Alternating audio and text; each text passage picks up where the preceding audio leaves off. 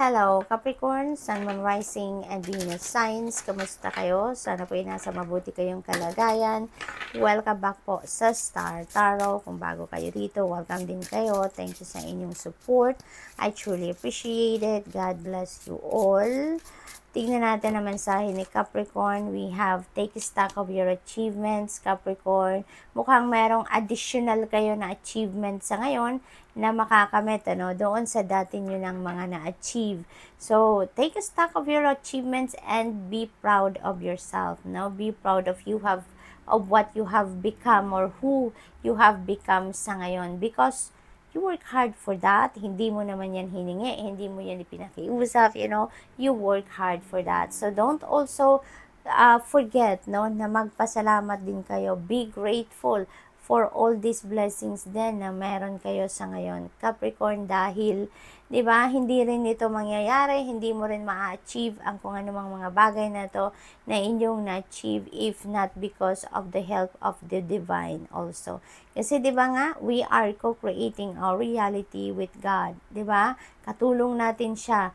So, kaya sa lahat ng bagay, katulong natin siya. Kaya kung ano man itong mga achievements ninyo, narating ninyo yan, na-achieve ninyo yan, because of the help of the divine as well. So, be grateful and be proud of yourself. Okay? Achievements.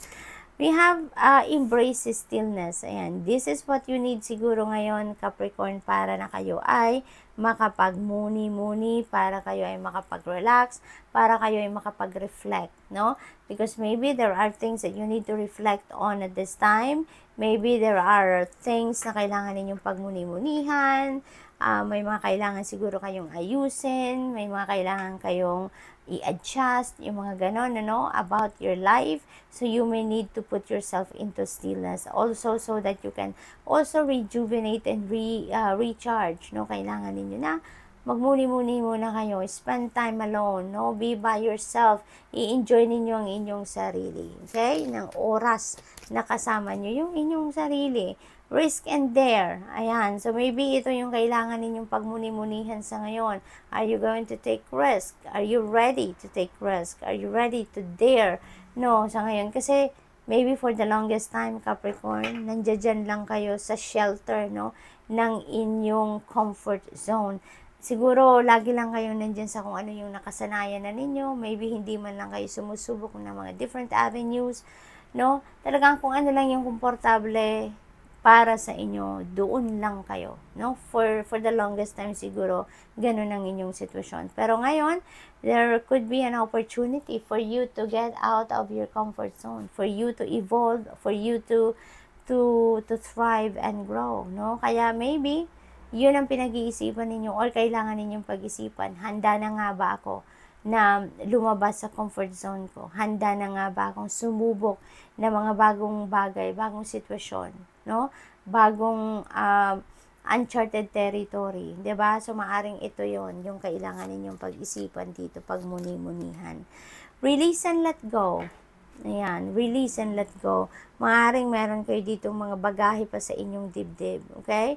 Na, alam mo yun, hindi naman na nakakatulong sa inyo. It's not in support sa inyong soul's growth, sa inyong soul's evolution, Kaya, you are being invited here to release them and let them go because you don't need them sa buhay ninyo. Hindi na, Hindi na kailangan. Kaya, kung ano man yung mga, alam mo yun, nagpapabigat na lang yan sa inyong kalooban, 'di ba?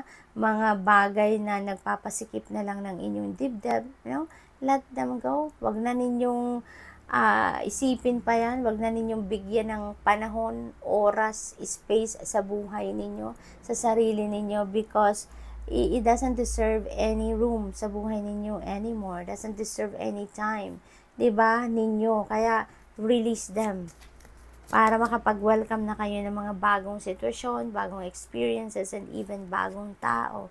Clear away old energies. Ito na nga. Mga bagahe pa ninyo yan Mga emotional baggages, resentments, emotional wounds. It's time to let them go, Release anything and everything, na hindi na yan makakabuti para sa inyo. Clear away old energies. So, we have received your blessings. Ayan. So, maybe kaya kayo talagang parang pinipilit kayo dito, inaanyayahan kayo dito ng Divine Universe na i-release nyo na, i-let go nyo na, i-clear away nyo na yung mga old energies ninyo. Kasi maaaring may mga biyaya na gustong ipahatid sa'yo or maybe nakatakda ng ipadala sa inyo pero hindi makapasok dahil marami pa kayong negativity, itong dalawang ito, negative energies, na tumatayo between you and these blessings, Kaya parang this serves as a barrier, sa buhay ninyo, kaya hindi makapasok yung mga gandang sitwasyon, mga gandang pangyayari, mga blessings na to, hindi makapasok because of these negative energies. Kaya it's time to let go, Tanggalin nyo na yan, Capricorn. Hindi na yan nagsiserve ng inyong best interest. Let them go so that you can receive these blessings na naparating. Meron ng bagong biyayang parating. Okay? So, good luck, and that's all I have for you for today. Thank you for watching. Love and light. Namaste. Hello, Virgo, Sun, Moon, Rising, and Venus signs. Kamusta kayo? Sana po'y nasa mabuti kayong kalagayan. Welcome back po sa Star Tarot. Kung bago kayo rito, welcome din kayo. Thank you sa inyong support. I truly appreciate it. God bless you all. Paunang mensahe ni Virgo, study to know yourself. Ayan, pag-aralan ninyo ang inyong sarili. Pag-aralan ninyo yung mga bago ninyo nararamdaman. Kasi maaaring may mga self-discovery kayo ngayon, mga katangian ninyo, or mga bagay, qualities ninyo na hindi ninyo sukat akalain meron pala kayong ganon. Or, alam mo yun, yung madidiscover ninyo na kaya din ninyo palang gawin yung mga ganon ba, So, study to know yourself. Observe, Obserbahan ninyo ang inyong sarili. We have courage. Ayan. So, maybe ang iba sa inyo dito, Virgo, pinanghihinaan ng loob, okay, about something. Kaya inibitahan kayo dito na lakasan ninyo ang inyong kalooban, tatagan ninyo ang inyong dibdib dito, for you to be able to face whatever it is that you need to face right now. Maaaring may mga bagay lang kayo dito na gusto ninyong gawin, pero nagdadalawang isip kayo kasi hindi kayo sigurado about sa sarili ninyo kung kaya nyo o hindi, Maaari din na may mga desisyon kayong kailangan gawin dito, pero napanghihinaan kayo ng loob. Wala kayong tatag ng loob para gawin ang desisyon na yon, So, have the courage, Virgo, activate your courage and inner strength sa sarili ninyo so that you'd be able to face kung ano man ang kailangan ninyong harapin dito, okay? So, we have play, ayan. So, maybe you really have no time to play, Virgo. Maaring hindi kayo nagkakaroon ng pagkakataon para i-embrace ninyong inyong inner child. Maybe you don't have time to, unwind man lang, 'di ba? Kaya yun, iniimbitahan kayo dito to play, okay? You need to balance out your life. May kasabihan, 'di ba, Virgo, na all work and no play makes Jack a dull boy, hindi ba? Kaya kailangan ninyo ng balances sa ngayon, okay? There is time for playing, there is time for pag-unwind, there is time for relaxation, there is time for work, for relationship, for everything, 'di ba?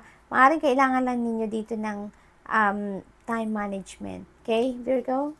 So, what else? We have transform. Ayan. So, meron na din kayong babaguhin dito sa buhay ninyo. Maaring mga belief system yan. Maaring may mga pagbabago dito sa inyong mga pinaniniwalaan, sa mga philosophies na pinaniniwalaan ninyo. Maaring may mga pagbabagong ganyan.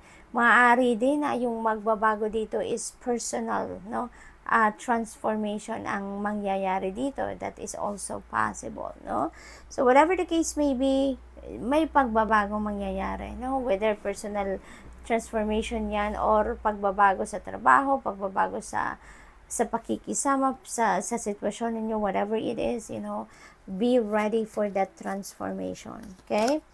Have the courage, to do something to change your life, 'di ba? Unleash your passion. Ayan. So, maybe ito din ito yung madidiscover ninyo sa sarili ninyo. Maaaring ito yung kailangan ninyo ng lakas ng loob dito para ilabas na ninyo kung ano talaga ang gusto ninyong ginagawa. What is your passion? Diba? Sa ngayon siguro, dito, sa sitwasyon na to ninyo, kailangan ng hugot, malalim na hugot, malalim na tawag dito na trust and courage, for you to be able to express what you really love to do. Kasi maaaring ito yung matagal na ninyong sinusuppress, hindi ninyo magawa-gawa.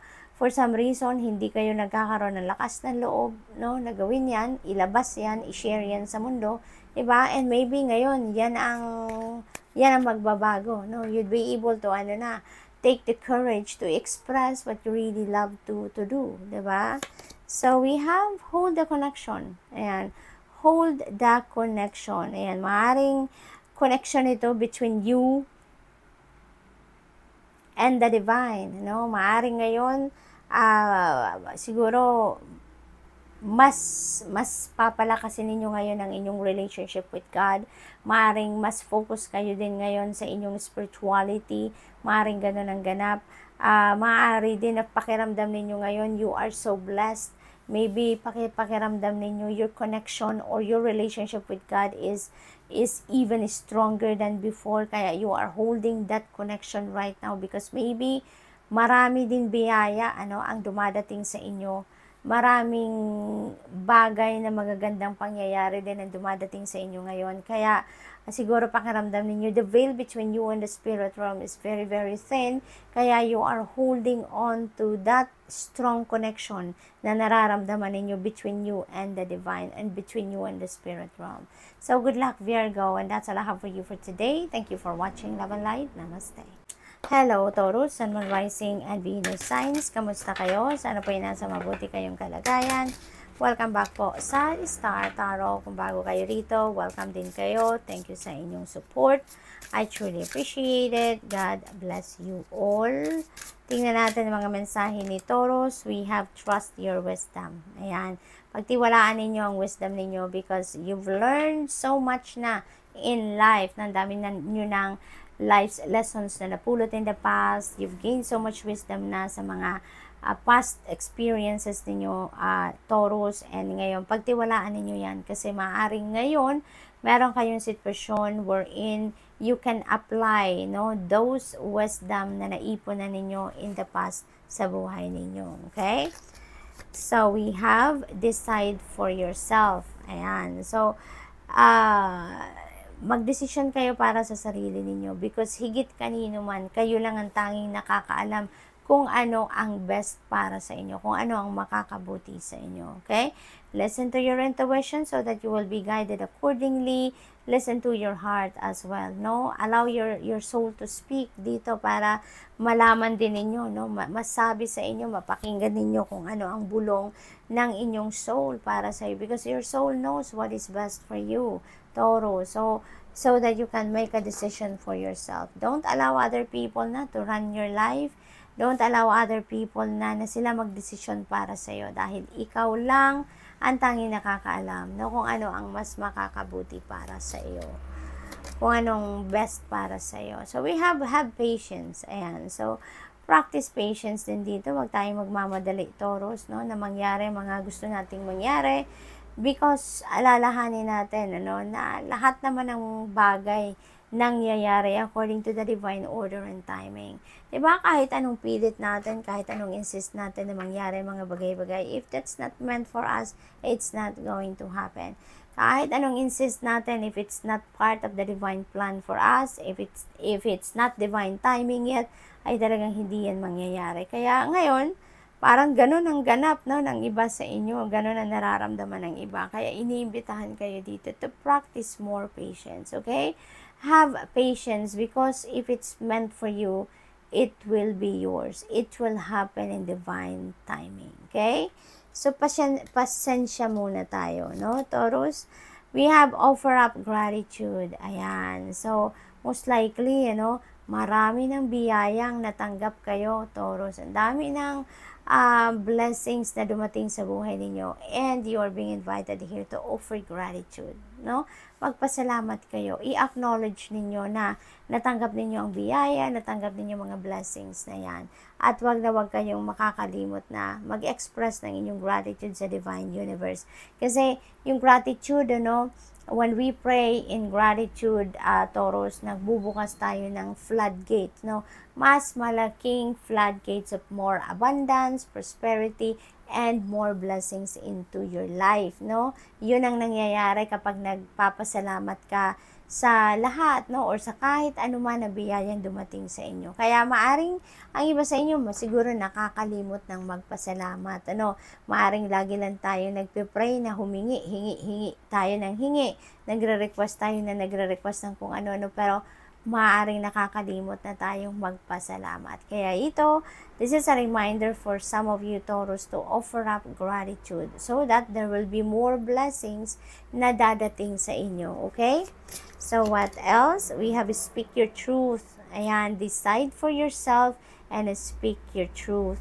Kung ano yung nasa kalooban ninyo, kung ano yung gusto ninyo, kung ano yung binubulong ng puso at ng isip ninyo, ilabas ninyo yan. Okay? Put them into words so that malaman ng mga tao kung ano nga ba ang saloobin ninyo, ano nga bang stand ninyo, ano nga ba yung gusto ninyo. Okay? Speak your truth. Yan na napakahalaga na maging authentic ka sa inyong sarili, maging honest ka sa inyong sarili. Okay? So, what else? We have protect your boundaries. Ayan. Diba nga, kaya nga, decide for yourself, protect your boundaries, sarili ninyo yan, buhay ninyo yan, take full responsibility of that. So, don't allow other people na makialam pa dyan sa bagay na yan. Kasi, buhay ninyo yan, para sa inyo yan. No? You can listen to advices, you can listen to the input of other people, pero ang last say ay nasa inyo pa rin. 'Di ba? Don't allow other people to insist, kung ano ang gusto nila, yun ang dapat mong sundin, yun ang dapat mong gawin, Use your own judgment and discernment dito, okay? So, good luck, Taurus. And that's all I have for you for today. Thank you for watching. Love and light. Namaste.